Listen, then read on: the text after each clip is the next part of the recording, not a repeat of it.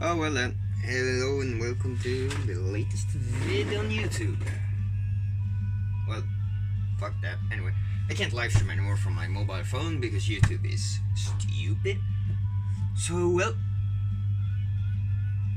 fuck that shit. Anyway, today we're going to, I'm going to draw a schematic of the preamp I'm going to repair since I built it myself and it's repair, fix the bugs. Anyway, the thing is that I have this terrible noise in the background. 100 hertz hum, 50 hertz, whatever. I don't know where it comes from, but I have a few things I want to check. So I'm gonna draw a schematic of how it's built. It's a simple ECC88 cathode follower preamp. So, let me see. Didn't I draw a schematic just a few days ago? Oh well, anyway, I'll draw a new one.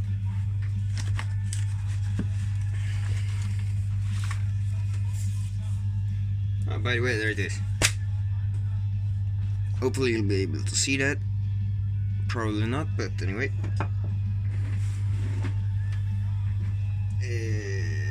Well, this was built on... Nope, that's not it. That's my tube amplifier with the EM87 VU meter.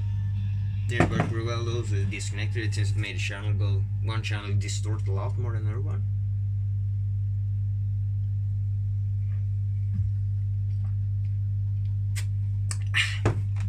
Well, anyway, new page. Well, like I said, I'm not gonna go through the design of this thing since, well, I can't explain that efficiently for you. So let's see if we can get a little bit better shot on that. That seems about right. Anyway, it is a pretty simple circuitry. It is the standard triode configuration. I'm not going to draw up everything right now to make it a bit easier.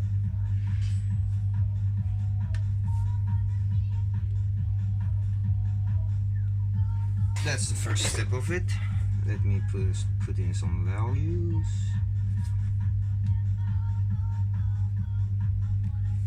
And now we're just gonna get to the cathode follower. Since this is supposed to run modern stuff, we're not gonna need a lot of gain, therefore the low anode resistor. And now then we're gonna need to put in the cathode follower. And since the ECC85 that I use is a twin triode, it's still inside the same tube. So I use two tubes, one for each channel. That's about box standard. Same for that. And then we're gonna need the cathode follower. And we just picked can't forget the grid leak resistors. That won't be very well if we forget about those. I tried. Those were about 470k. And then we take the signal out of the cathode to get use that to get lower impedance. I think it was. I don't remember. Anyway, that's the way it is. And then we take the signal out of the anode as regular, as we normally do on the second tube. This here doesn't get a ton of extra gain, but it works quite alright. And if I rebuild this thing sometimes, I am going to up that value a bit more to get a bit higher gain, since as I built it, I even built it to run multiple different amplifiers for low levels, middle and high level, with dividing networks in the speakers. Anyway, that didn't work very well, but that required multiple outputs from the preamp, and it didn't have the power or the power to run everything.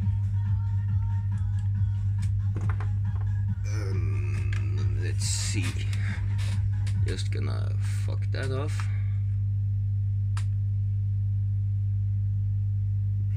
Well, I'm gonna need to turn the fan soon anyway, since I'm using the preamp I'm going to work on.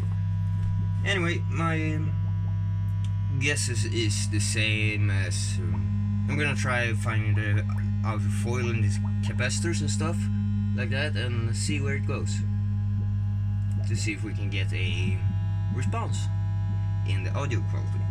I can't really show you or let you listen to how it sounds before, but since the amplifier I'm using also has problems with hum. But anyway, let me go and get that thing and we'll see how it goes. Oh, and let me just draw up the power supply real quick too.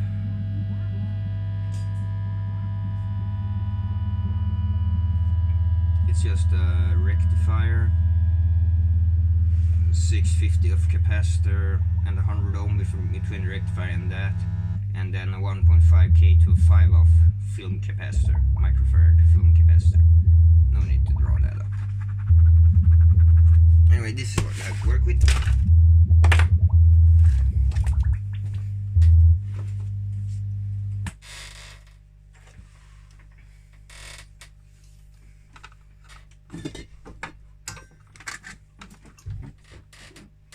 Well then, and another thing, when I built this thing, I'm gonna show you a little good to know thing. There we go. Here's the final build. Oh well. Here it is. It's basically a kill some time build, like most of my builds is anyways, but you get the idea. And I need to do something about this. Anyway, so that's about how it looks. Different bunch of inputs. Only those are connected up right now anyway. And 4 output lines. They're all connected equally anyway. But I'm planning on getting a dividing network in here someday, when I can figure out how to build one. And the problem I said with this thing is here that when I built it, I forgot to put the discharge resistor on the capacitors. So right now it will have a low charge for around 200, 300, 200 volts, since I just unplugged this thing from the wall. So you're gonna have to be a bit careful about that. But I have a little special tool here made up. It's just a clip to ground and a 10k resistor in series to discharge it. Works quite well. Anyway, we're gonna get the multimeter going, the voltmeter going. I have that really old fun vacuum tube voltmeter there, but kinda not too practical to use when I got that thing there. Oh well, anyway. Well, we can find soldering stations too. Nothing to see really, I'm just gonna take the screws out and stuff. Like that.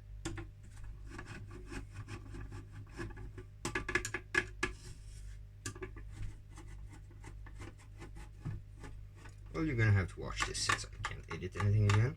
Last time I tried to edit something on my computer, it froze shut for a week.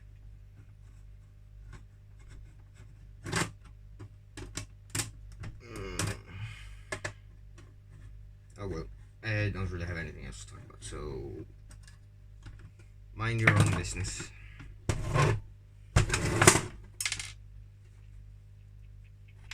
Here's the bit of tricky part, getting this thing apart without touching the capacitor.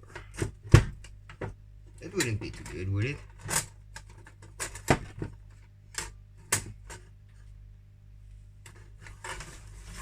Oh well, I guess it would be fun for you, but I'm gonna try to avoid it if I can.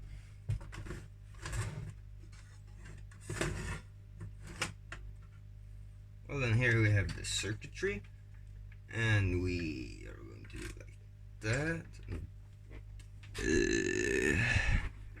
Let's measure the capacitor. That's ground, that's where we want to go. and I suspect it charged up to 207 volts. And that's probably gonna stay there for a, well, you can't see it, but kind of. That's gonna stay there for a really long time, since I didn't design in a discharge resistor. And well, there's where this thing comes in. It's simply just a old probe lead with something to attach it with. There's no insulation of that, since if there is any voltage there, you shouldn't be touching it anyway.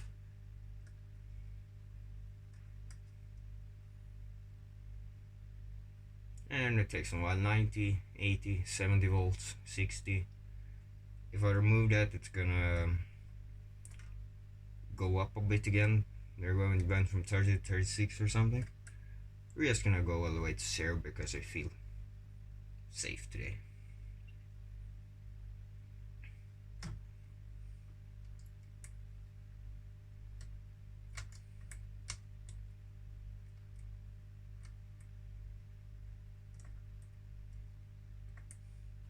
Oh, well, that seems good enough. Let's once again just make sure it's unplugged for extra safety. Well, the problem I had here is that one of the channels gives off more noise than the other. So something is apparently differentiating between the circuits.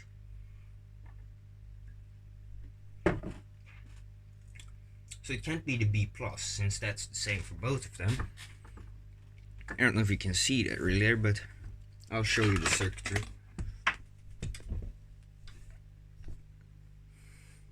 So that's just how it is. It's used point-to-point wiring, since I don't have anything else to do. Since I'm not good at anything else. Here's the power supply part. Filament going in, not DC, since that would just be a pain. Not really, but for me it was. Mains going in here, a bit flopping around. Mains going in here, a bit flopping around in the breeze, but it'll work. The B+ rectifier. I was planning on using a tube rectifier, but I couldn't bother. I wouldn't be bothered. It was just too pain in the ass, since this transformer that I used did not have a center tap. Then it would have been kind of hard to use that thing. Oh well, anyway. I was hoping for these things to be the same in the outer foil layer, but anyway, for those who don't know about that, the capacitors are bound by foil, and one of the edges is connected to the outer layer and one to the middle, and the one to the outer should be at the lower impedance of the circuit to prevent it from picking up the noise. That will basically be using the capacitor as an extra shield. That there's the 5 microfarad film capacitor for your extra after the 1500 ohm resistor. And these ones here are going from the cathode to the grid of the cathode follower. I'll have to check those ones too. Well, you couldn't see those there, and check those out, and we'll see what it looks like. I'm gonna show you how I'm gonna do that too on the scope later on. Right now we're just gonna have to watch me desolder those things. I think something like that, maybe. Oh well, anyway.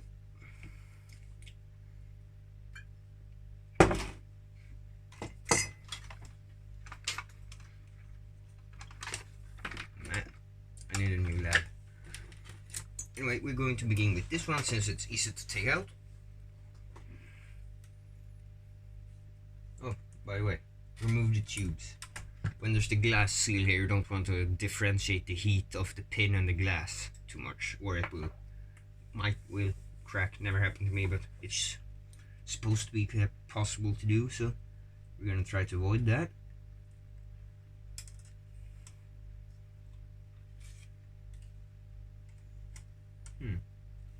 Just remembered if I forgot to check if I have an oscilloscope plugged in. That's one plugged in. Oh well, here we have the capacitor. I'm not gonna move the leads around. That'll just be a hassle to get it back in. Anyway, this one is 10,000 picofarad. As below. I'm gonna change those ones. Since, well, I'm not gonna have any high voltage above those 1 volt maximum. since it's the cathode voltage.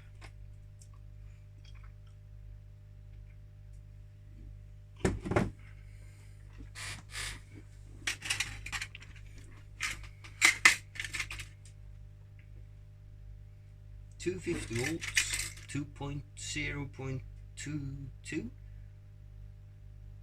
seems good enough to me. These ones seem to have the outer foil layer marked, but let's try checking them anyway, since I can.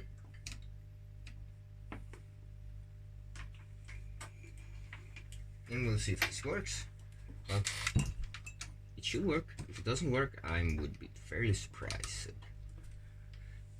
Let's see if you will have to watch me or not. Anyway, not that scope, it's that thing over there.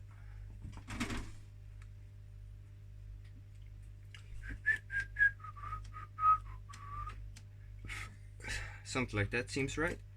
And I will attach it to the supposedly the right one then. The right leg around with the ground to the outer foil layer. There's really no reaction there. I don't know if you can see it, probably can't. Anyway, something like that. Then we're just gonna touch it. You see the reaction there? Then we're gonna switch it around and look for whichever is the smallest.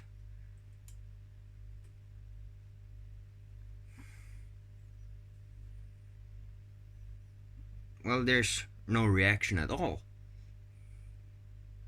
when it's the right way around. We're gonna switch it around again. And there you see. I'm just holding the capacitor here. And you see the reaction. Switch it around again. For no obvious reason at all. But no reaction at all. Anyway, so that's what I'm gonna do with the rest of the capacitors. Well, these ones I know. Or are they? I think so. Anyway, no need for you to watch the wall. So right now we're just gonna put these things in place of those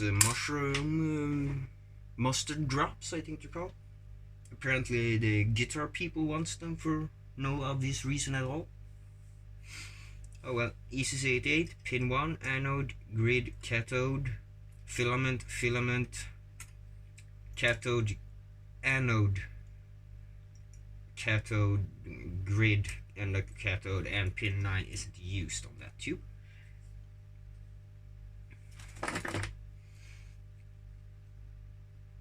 And let's see for now then. The outer foil should be for the lower impedance, all that equals the cathode in this case.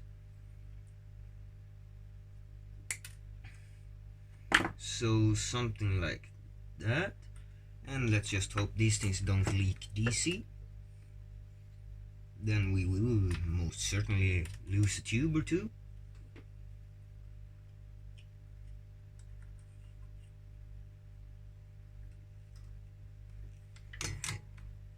And to the grid again. Well, I have my own style of building, so I won't really thread them in the sockets because I am lazy, and it doesn't matter since I'm never gonna sell this thing anyway.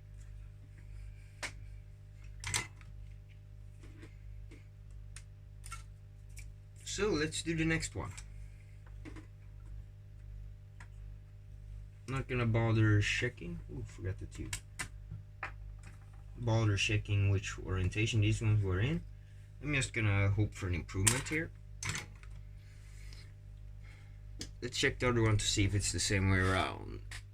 Since it was marked, let's see which way that goes. This one seems... If it is the right way, the outer foil is the side that isn't marked. And if it's the same on this one, we'll see. Here we go, just going to touch it again, nothing. Flip it around.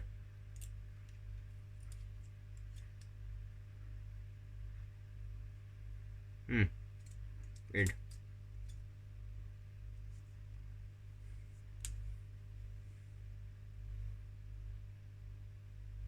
that other capacitor bad or something then, since this thing don't want to show anything at all?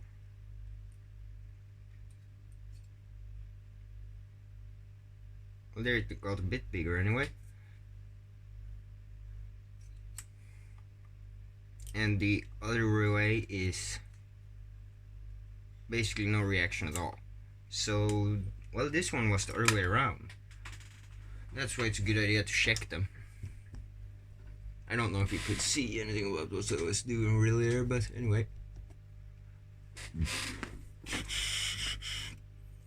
Let's put this one in too.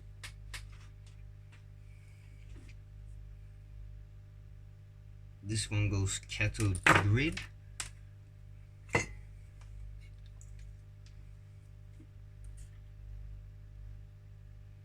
Well, I guess some of them show it more clearly than other ones do. And that's to be expected.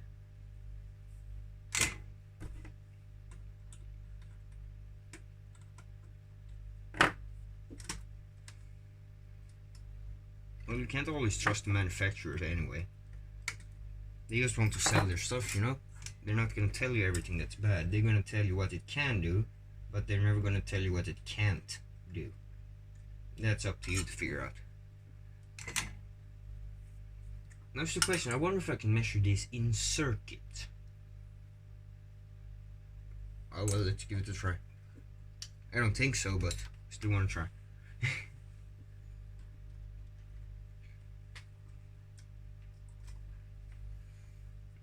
Let's see out in the scope. It did give me some reaction.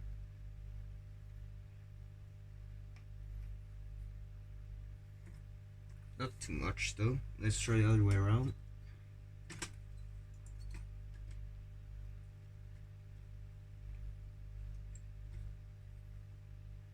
Well, that did a lot of difference. Even without touching it, it made the difference. So, well, I guess, well, you can't do this in circuits, I don't think.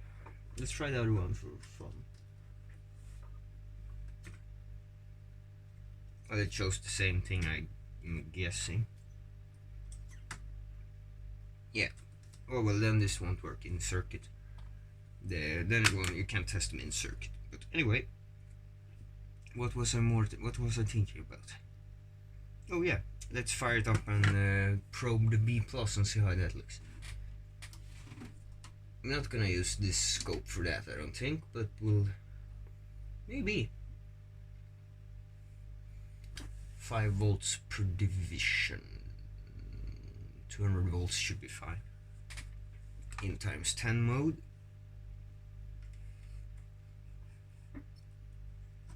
And we're gonna test it at load, of course. Oh well, now you can probably see me, but that doesn't matter.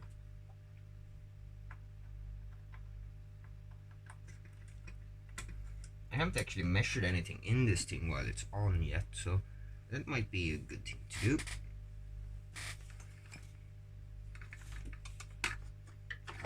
Maybe I should check some voltage while I'm still in here. Let's turn that thing off. Well, I'm just plugging in the lead into my insulation transformer there. And let's see. Full voltage there, DC coupling. Good. Let's turn that on.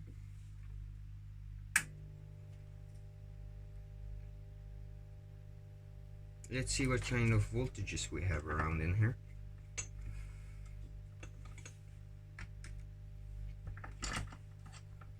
Well, I know you can't see the meter, but anyway. Let's see, the tubes are glowing. And we have 300 volts. How the hell is that possible? It's oh yeah, right. The transformer gave 230 volts AC.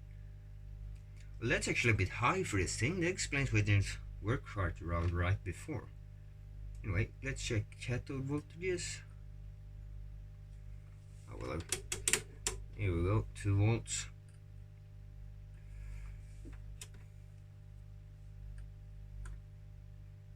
.1 volt on one tube, 2.4 on the other, and the other cathode 2.4, 2.2.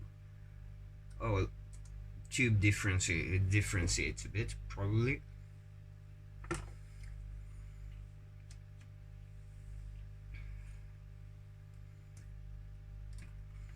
Anyway, let's see here.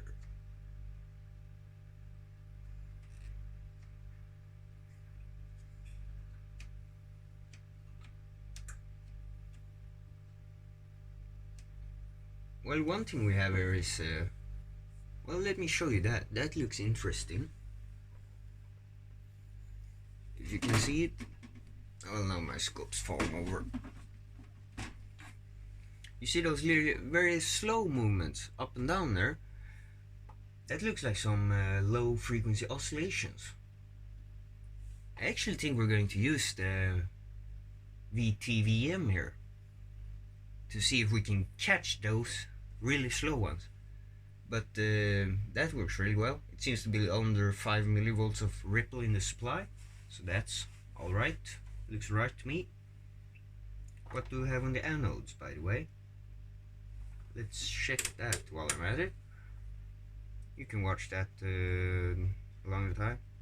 190 volts,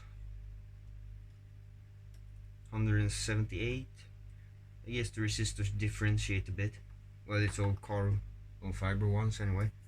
Oh well.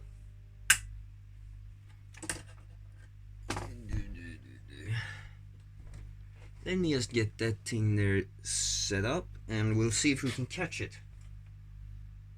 I'm just going to discharge these things.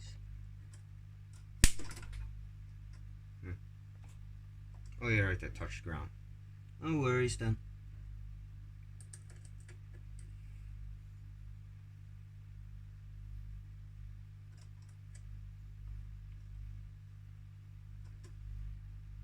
Oh yeah, wrong one. Oh, 20 volts. That's good enough. Maybe I shouldn't do this right now though. I seem to be a bit tired. Oh, of course not plugged in. What to be expected?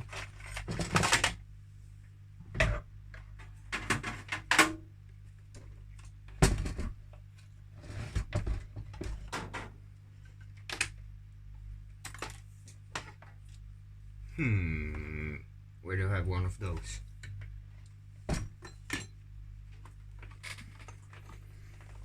Oh well, we're gonna lose the scope for now. I have another one anyway.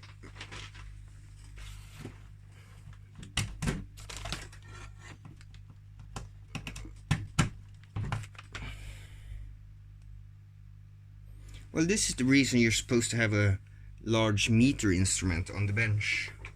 An analog meter. Let's see if we can catch it actually. It's been rebuilt a bit, but anyway. I've rebuilt it so I know what's done. AC, positive DC. Let's just let that get warm. This is a vacuum tube voltmeter after all.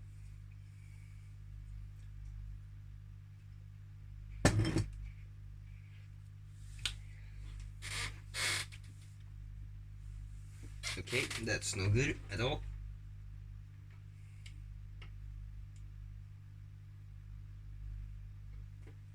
Let's see now.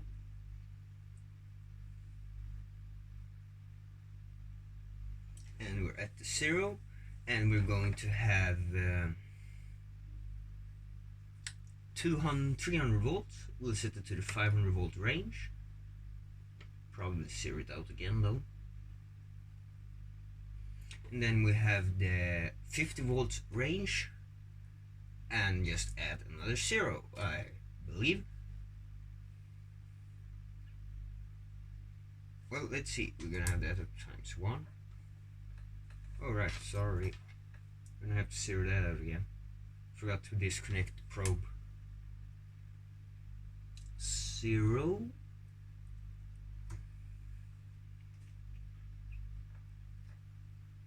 And according to this thing here, we have about 100 volts left. Wrong one again. Well, I have 28 volts left. Does it make sense? Does it? Let's see, 50 volts. Oh yeah, right, the DC RMS. 500 volts. Anyway, let's see if we can catch the thing I'm trying to show you here.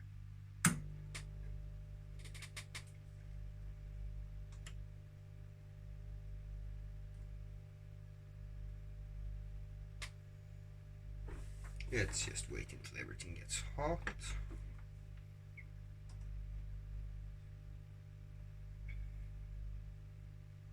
Maybe this thing's just off. Maybe I was at 150 volts. I think so. That would explain it.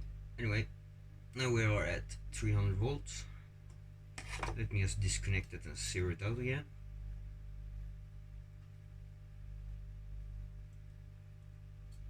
What happened now?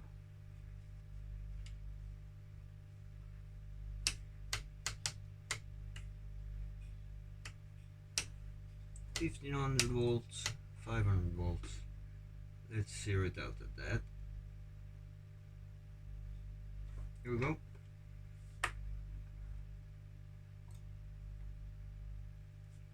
Now it goes up to about right.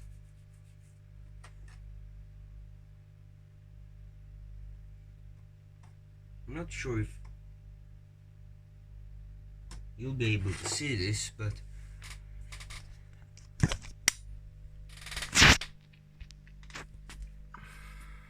I don't know if you can tell, but the needle is moving very slightly back and forth, indicating that we have a supply problem or an oscillation somewhere.